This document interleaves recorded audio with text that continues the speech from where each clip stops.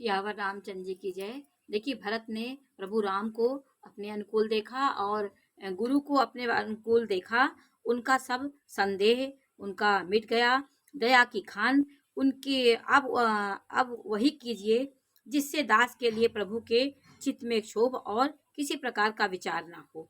जो सेवक स्वामी को संकोच में डालकर अपना भला चाहता है, उसकी बुद्धि नीच है।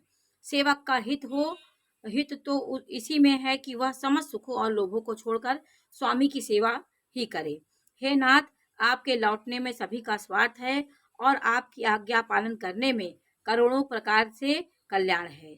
यही स्वार्थ और परमार्थ का सार निचोड़ है, समस्त पुण्यों का फल और संपूर्ण शुभ गतियों का श्रृंगार। हे देव, आप मेरी एक विनती सुनकर फिर जैसा उचित हो वैसा ही कीजिए।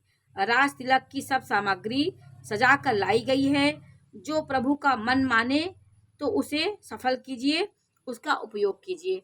अब भरत जी उन्हीं से आज्ञा मांग रहे कि राज तिलक की सारी सामग्री में यहाँ पे आई है। गुरु लोग भी आए हैं जो आपका राज तिलक करेंगे और आपकी जो इच्छा हो वो आप करिए।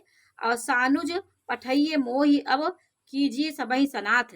न तरु फेर यहीं बंधु दो, नाथ चलो मैं साथ। छोटे भाई शत्रुघ्न समेत मुझे वन में भेज दीजिए और अयोध्या लौट जाइए।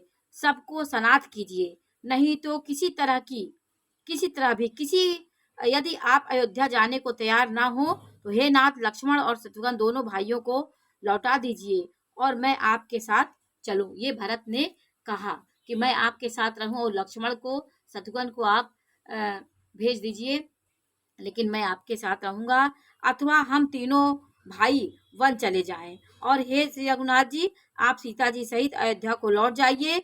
हे दया सागर, जिस प्रकार से प्रभु का मन प्रसन्न हो वही कीजिए। ये भरत जी ने कहा कि हम तीनों भाई वन में रह लेंगे, लेकिन आप माता सीता भाभी को लेकर के आप राज्य करिए। हे देव, आपने सारा भार जिम्मेदारी मुझ पर रख दिया, पर मुझ में ना तो नीति का विचार है ना धर्म का।